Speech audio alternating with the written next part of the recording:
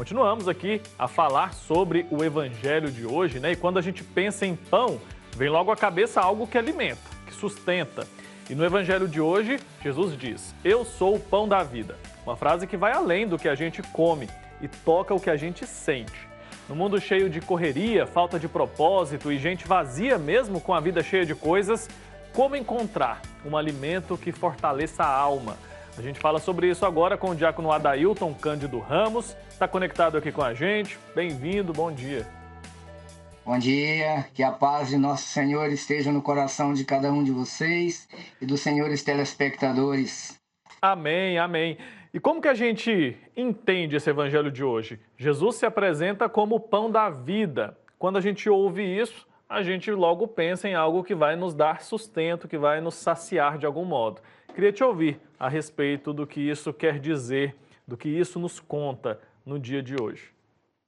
O que é importante é entendermos a vida como um dom de Deus.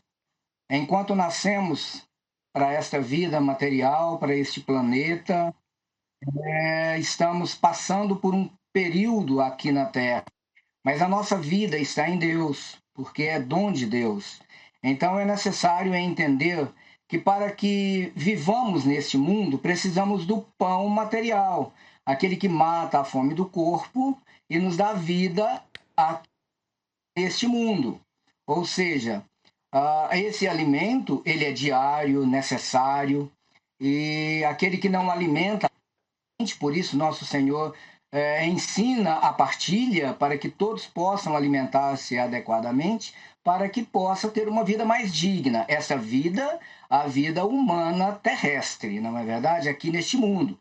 Mas por Deus, através de Jesus Cristo, para viver plenamente. Ele vai dizer: eu vim para que todos tenham vida, e vida em abundância. O que é isso? É a vida eterna.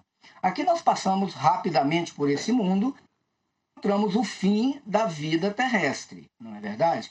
Então, nosso Senhor, para compreendermos melhor o Evangelho de hoje, e de todo o capítulo 6 do Evangelho de João, nosso Senhor nos apresenta um alimento espiritual, um alimento da alma, que só recebe através da fé. Não é pelos sentidos humanos, paladar, olfato, né, que vai nos agradar o alimento diário do mundo. E para a vida eterna, esse alimento que desceu do céu, esse pão vivo que desceu do céu, enxergamos ele de duas formas. A palavra de Jesus, que alimenta o nosso interior, o nosso intelecto, nos ensina a viver como cristão, e o seu próprio corpo, que é dado por nós, numa morte violenta, morte de cruz, que é dado por nós como alimento. Então, a Sagrada Eucaristia e a Palavra de Deus são alimentos que nos fortalecem interiormente, a nossa alma, o nosso espírito, para vivermos também de forma digna neste mundo e alcançar a plenitude da vida oferecida por Jesus, ou seja, a vida eterna. Perfeito. E a gente vive num tempo em que muita gente se sente cheia por fora, mas vazia por dentro. Por que isso acontece e como que eu posso me preencher desse alimento que só Cristo oferece? Então, Wilker, nós vivemos em um mundo materialista e muitas vezes deixamos os nossos sentidos falar mais alto do que o nosso interior. Os nossos sentidos comandam o nosso corpo, o tato, o paladar, o olfato, a visão, não é? Vai nos dar prazeres que podemos sentir com esses sentidos. A fé é algo interno e ela sacia plenamente. Por isso que nosso Senhor vai dizer no Evangelho de hoje: aquele que come da minha carne, que bebe do meu sangue, aquele que come deste pão da vida, não terá mais fome, não terá mais sede. Que fome e sede é essa? A fome da paz, a fome da justiça que vem de Deus. Não é? Então a gente vê tantas pessoas que vivem numa situação difícil, mas que têm uma fé muito grande e que esta situação difícil não abala o seu interior. Quando deixamos os nossos sentidos falar mais alto do que a nossa fé, nós acabamos frustrados e procuramos manter uma vida naqueles padrões materiais que nos afasta da presença de Deus.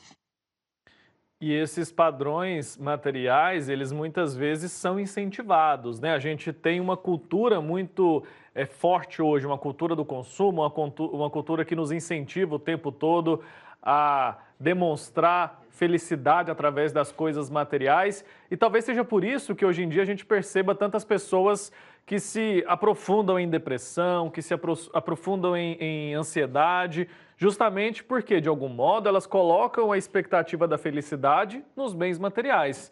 E ali a gente não vai encontrar essa felicidade plena que a gente busca o tempo todo, né?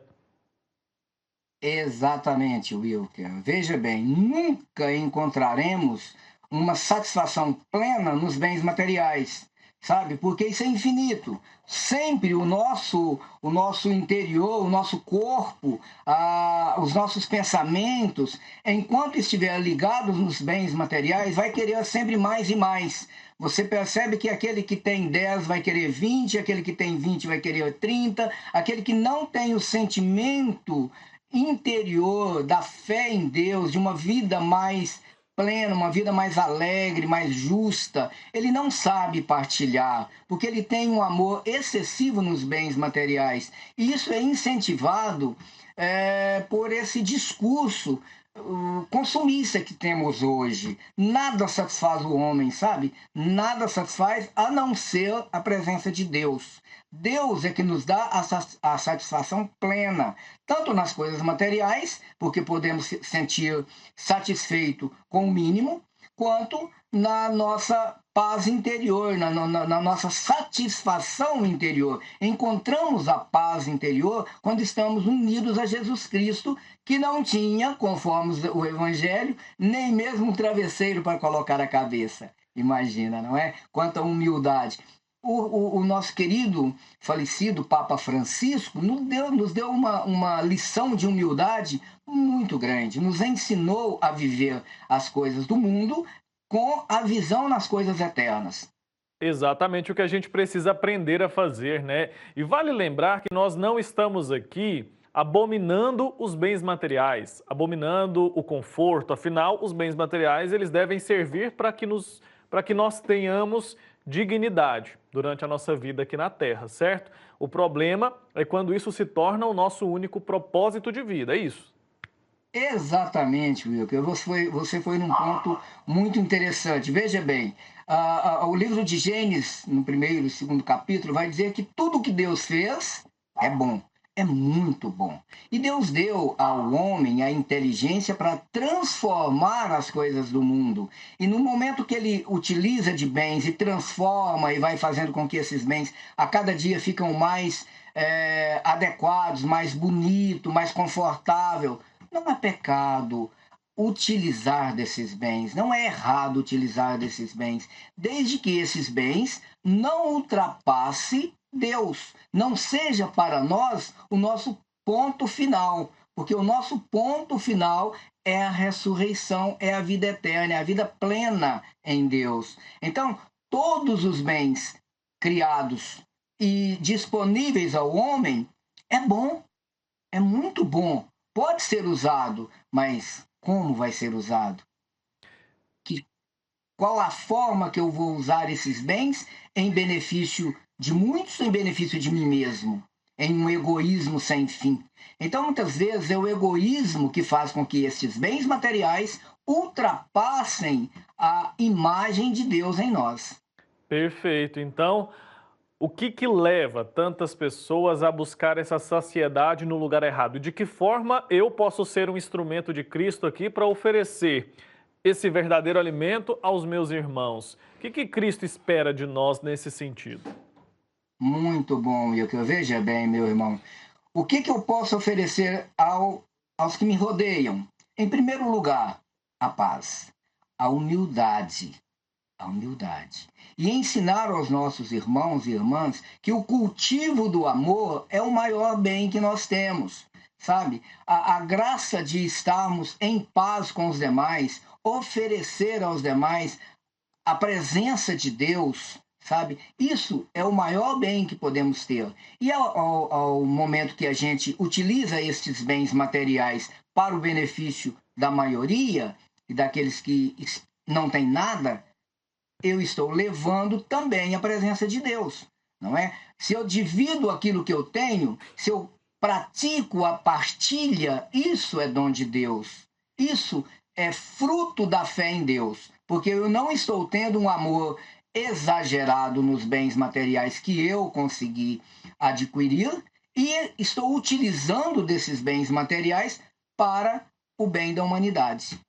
Perfeito, Diácono. Muito obrigado, viu, pelo seu tempo aqui com a gente, por esse bate-papo tão interessante. Até uma próxima oportunidade. Volte mais vezes aqui ao Santo Café.